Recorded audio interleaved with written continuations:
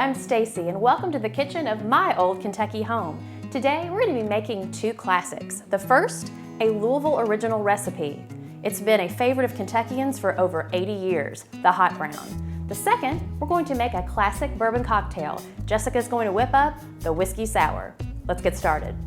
For our classic hot brown, we will need turkey, toast points, bacon, tomato, heavy whipping cream, pecorino romano cheese, paprika, nutmeg, butter, all-purpose flour, salt and pepper.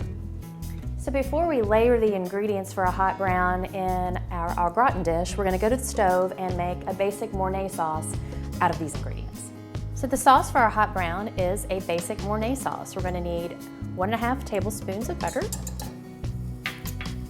We're going to let this simmer over medium heat as we layer in our 1.5 tablespoons of all-purpose flour. So the basic start to this Mornay is simply making a roux. It's just flour and butter. And try not to brown it, but get it really mixed up. Our next ingredient will be 1.5 cups of heavy whipping cream. Did I mention this was a diet recipe?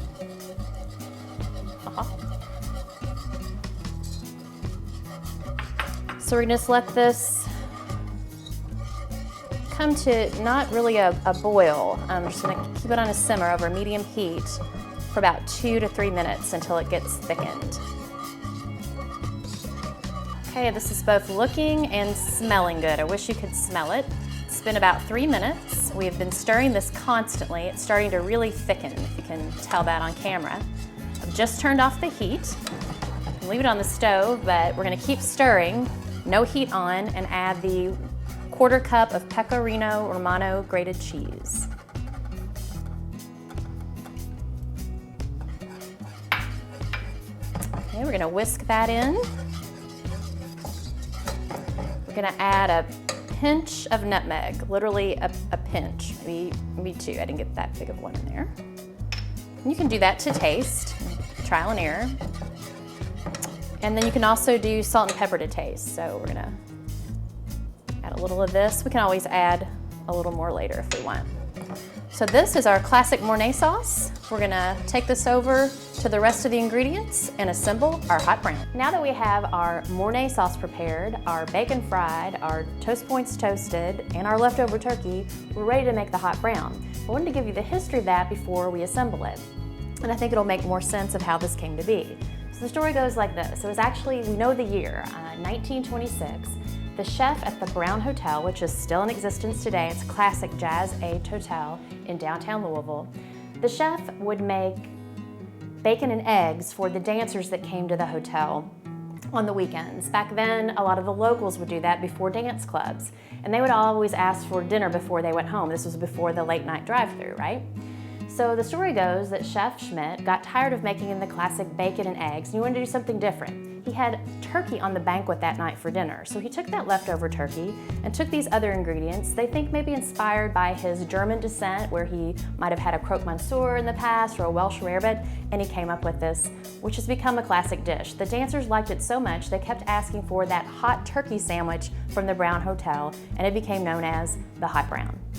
All right, let's assemble our hot brown. We're going to start with our pre-toasted Texas toast, and named Texas just because of the side. You can use any real thick cut or artisanal toast. I'm going to layer those in there. We've got an au gratin dish, just any oven-proof dish. I've also seen sometimes for large parties around the holidays, we'll put them all in a big pan and make it more casserole style. So we've got our bread, we've got our Roma tomato. We'll do a couple slices of that. We've got our turkey, and this is, you can use any turkey. You can use it left over from your turkey dinner. You can use deli meat if you want to, but I like the thick sliced original roast turkey. This recipe I used is one of my favorites a friend of mine gave me, and it marinated for 3 days, or brined rather, in bourbon, orange juice, and molasses, or sorghum rather, and we'll put that on our website as well because it's a good one. So we've got that layered on, and now we're going to add half, this recipe makes 2, by the way. So we're gonna add half of our Mornay sauce.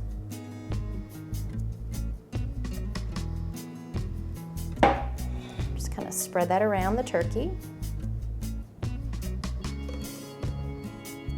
And you can top this with additional grated cheese. I always like to do a little extra sometimes as well.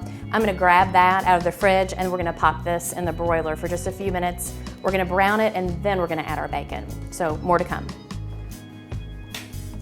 Oh wow, so we have broiled this for about 5 minutes and you just kind of have to watch it. You just want it to come out this beautiful golden brown bubbly color.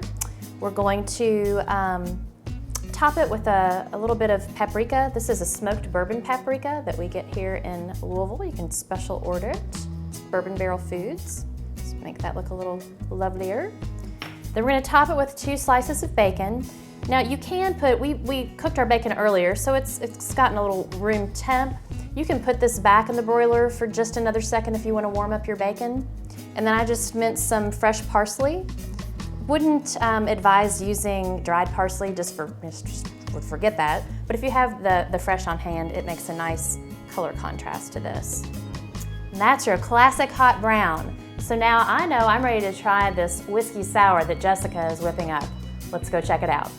Stacy and I recently rediscovered our love of whiskey sours at this really cool cocktail bar in Louisville called Red Herring. And I think the tart cocktail is gonna pair perfectly with the creamy Mornay sauce on our hot browns. So that's what we're gonna make today. What we need is Woodford Reserve bourbon. We're gonna use an egg white, lemon juice, sugar, and just the syrup from Luxardo cherries for a garnish. So we're going to separate our egg white from our yolk here. And an egg white in cocktails just kind of adds a nice velvety, frothy texture. But if you don't want to include that, you can also leave it out. Get that separated. And then we're just going to add 2 ounces of bourbon to a cocktail shaker with ice.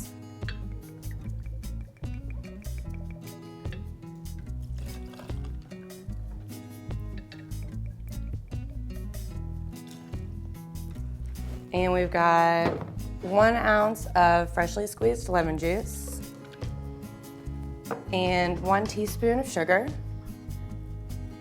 and our egg white.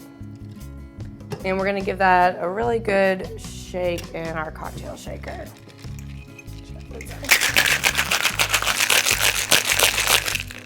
All right. And now we're just going to strain this into a glass.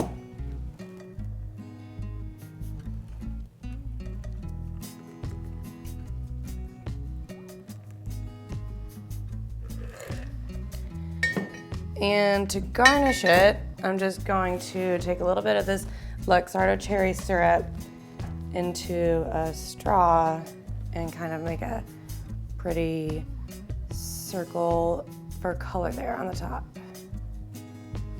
All right, and that's all there is to it. Whiskey sour. Well, Jessica, I love when we do recipes that are just classics, especially when they came from Louisville. In the case of the hot brown, which one of the things I didn't talk about is when you come to Louisville, of course, you want to try one at the Brown Hotel. I mean, that is the classic version, or make one now on your own. There are also about 40 other restaurants that we've tracked in Louisville alone that have a version of the hot brown. We call it the hot brown hop. Some do a little bit more traditional, like this version. Then there are some kind of crazy ones like hot brown macaroni and cheese, or a not so brown with seafood, breakfast versions, pizza, all kinds of stuff. Breakfast, I guess, has an egg on top, right? Yeah. I've even seen one as far as New York. Bobby Flay, who is a fan of Kentucky's, he loves the horse racing.